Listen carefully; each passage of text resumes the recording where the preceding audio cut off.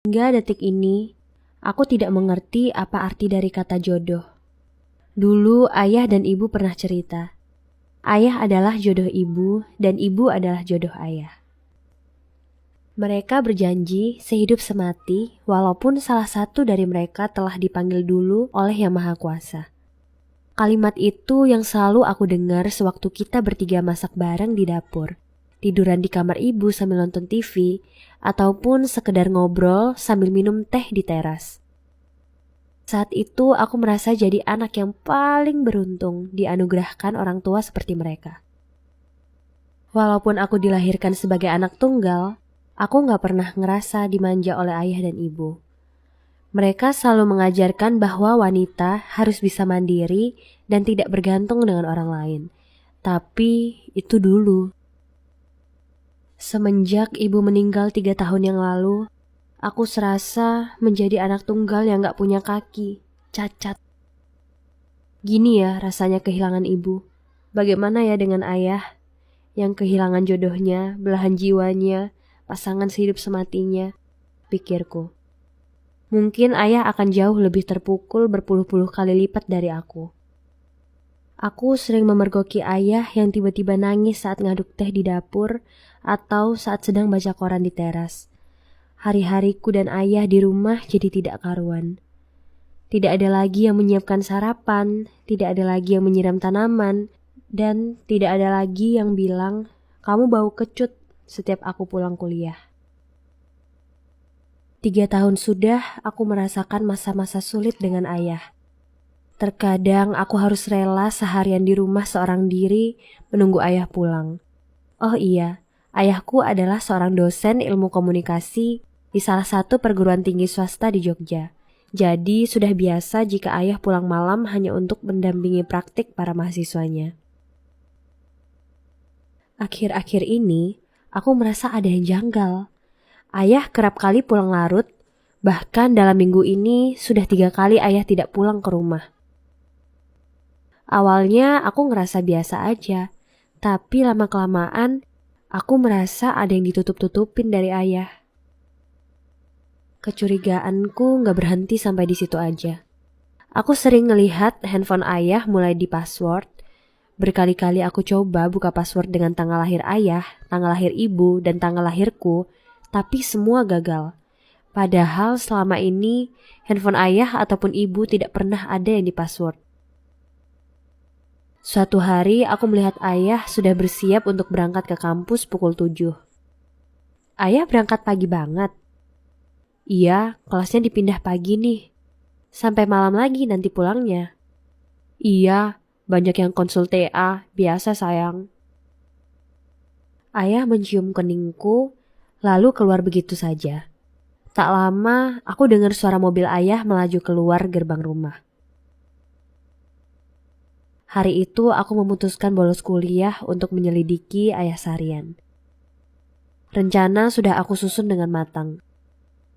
Hari itu, aku gulung rambutku, pakai topi, kacamata hitam, kemeja oversize, dan duduk di halaman Fakultas Ilmu Komunikasi tempat ayah ngajar. Di situ aku melihat mobil ayah terparkir.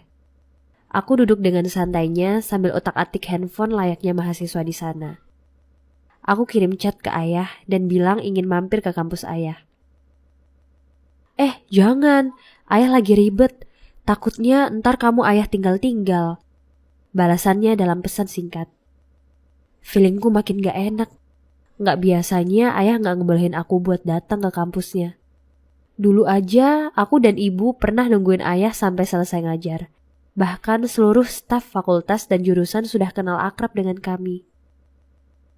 Pukul 11:10, ayah masuk ke mobil dan keluar dari gedung fakultas. Tentu saja aku ikutin diam-diam dengan motor. Jarak kurang lebih 200 meter di belakang mobil ayah. Aku lihat seorang gadis dengan blus press body dan celana jeans ketat masuk ke mobil ayah. Dia duduk di depan dan bukan di belakang. Di situ hatiku terasa diaduk-aduk gak karuan. Penuh dengan puluhan pertanyaan. Wanita yang mungkin cocoknya menjadi anaknya, kini bersanding dengan ayah dalam satu mobil. Dan kenapa harus ketemu di gang? Aku menangis tersendu sepanjang perjalanan mengikuti mobil ayah. Kalau boleh ditarik mundur, terakhir kali aku naik motor itu kelas 2 SMA. Saat itu aku udah berjanji gak akan naik motor lagi. Karena kecelakaan membuat kakiku patah waktu itu. Tapi entah kenapa, hari itu aku serasa bisa melawan rasa traumaku. Mungkin saat itu ibu hadir di dalam diriku untuk bantu membuka rahasia ayah. Mobil ayah berhenti di sebuah toko buku, dan aku tetap memantau dari kejauhan. Ya Tuhan, aku melihat ayah berjalan bergandengan dengan wanita itu. Wanita yang jauh lebih muda dariku, wanita yang harusnya lebih pantas menjadi anaknya, dan wanita yang harusnya memanggil dia papa. Kenapa harus dia yang menggantikan ibu di hati ayah?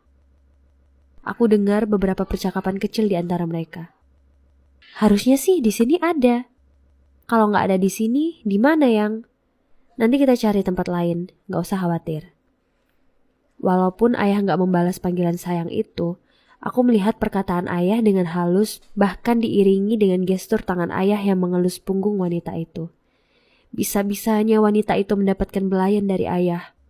Ayah hanya untuk ibu, titik. Aku mempercepat langkah kakiku sambil mencopot topi dan kacamata dengan paksa, serta membiarkan rambut panjangku terurai. Aku beliin sekalian ya ayah sayang, kataku pelan di belakang persis ayah dan wanita itu. Ayah noleh dan seketika langsung melepas rangkulan tangannya di pinggang wanita itu. Mereka mendadak canggung. Aku menangis tanpa suara sambil menatap mata ayah. Aku lempar topiku ke dada ayah. Ayah melihat topi yang bertuliskan DR itu. Ya, itu singkatan nama ayah dan ibu, Didi dan Rita.